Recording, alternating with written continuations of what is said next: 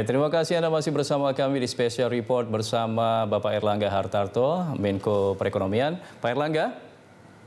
Ya.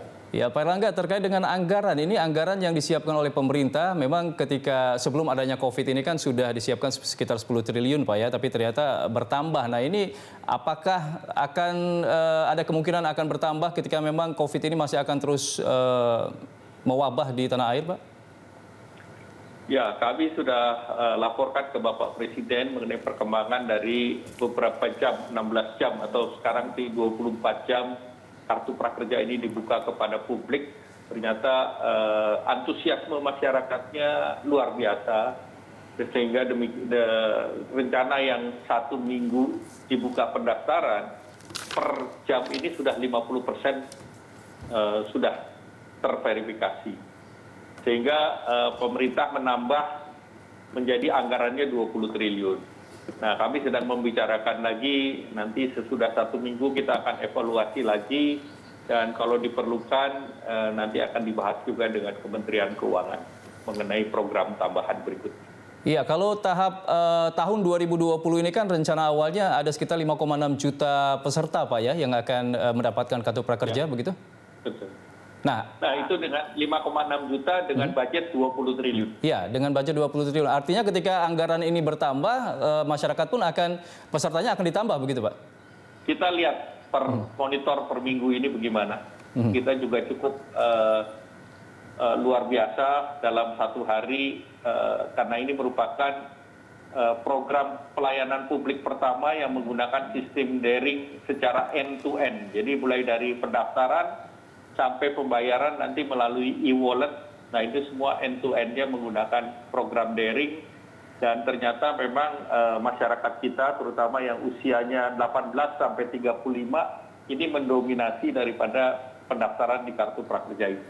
Nah, untuk infrastrukturnya seperti apa Pak? Bapak tadi mengatakan bahwa semua program ini kan melalui daring begitu Pak ya. Nah, bagaimana dengan infrastruktur di daerah-daerah yang mungkin masih suka sulit sinyalnya begitu Pak?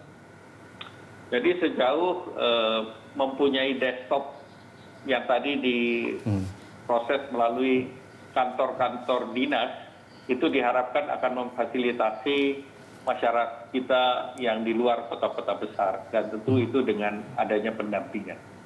Adanya pendampingan itu Pak ya, yang akan mendampingi masyarakat yang ada di daerah. Nah, terkait dengan stimulus untuk perusahaan, tadi Bapak mengatakan sudah banyak sebenarnya stimulus yang diberikan kepada perusahaan. Bagaimana dengan perusahaan pers ini Pak, yang sampai dengan saat ini terus melakukan tugasnya untuk menyampaikan edukasi dan juga informasi kepada masyarakat Pak? Apa stimulus untuk perusahaan pers ini Pak? Kemarin saya menerima audiensi dari PWI yang dipimpin oleh Pak Muhammad Nuh, dan dalam audiensi dan diskusi melalui video conference dengan teman-teman di media, itu ada beberapa permintaan, salah satunya adalah perluasan perpajakan yang sudah diberikan kepada industri. Nah, ini kami akan bahas menjadi industri media juga dimasukkan di sana.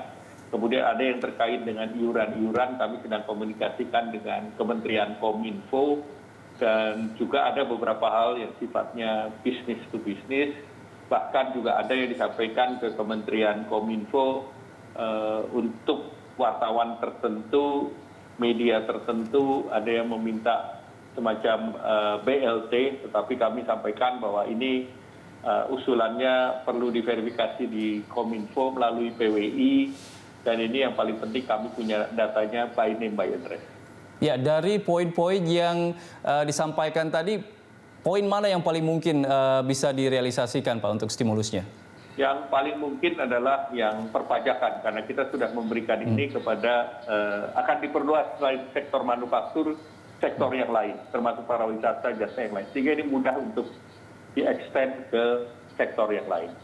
Baik, Pak Erlangga terakhir. BLT itu tergantung dari Kementerian Kominfo dan bagaimana cara mengelolanya. Oke, baik, itu akan sangat kita tunggu Pak dari pers ini.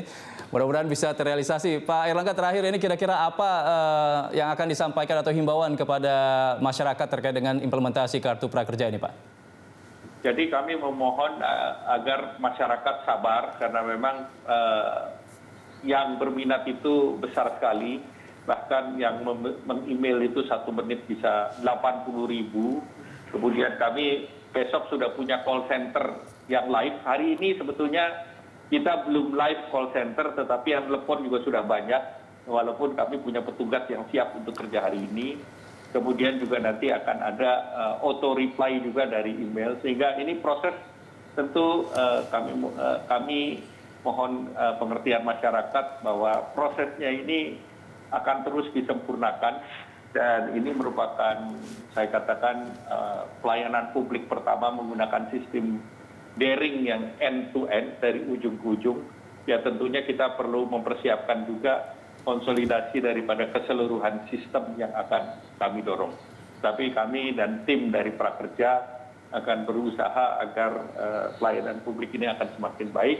Dan yang kedua, jangan khawatir kalau tidak ikut dalam gelombang pertama, masih ada gelombang kedua yang kita akan buka, dan juga nanti dalam periode tertentu kapasitasnya akan dinaikkan lebih dari 164.000 per minggu. Baik, ada kemungkinan Pak ya ditambah untuk per pekannya ya. Terima kasih Pak Erlangga. Ya. Mudah-mudahan program ini bisa berjalan efektif dan bisa mengurangi beban masyarakat di tengah wabah corona ini Pak ya. Terima Baik. kasih. Tetap jaga kesehatan Pak Erlangga. Ya, terima kasih. Ya. Ya, pemirsa, demikian tadi wawancara saya dengan Bapak Erlangga Hartarto, Menko Perekonomian. Dan pemirsa, demikian special report, saya Andra Lesmana. Sampai jumpa.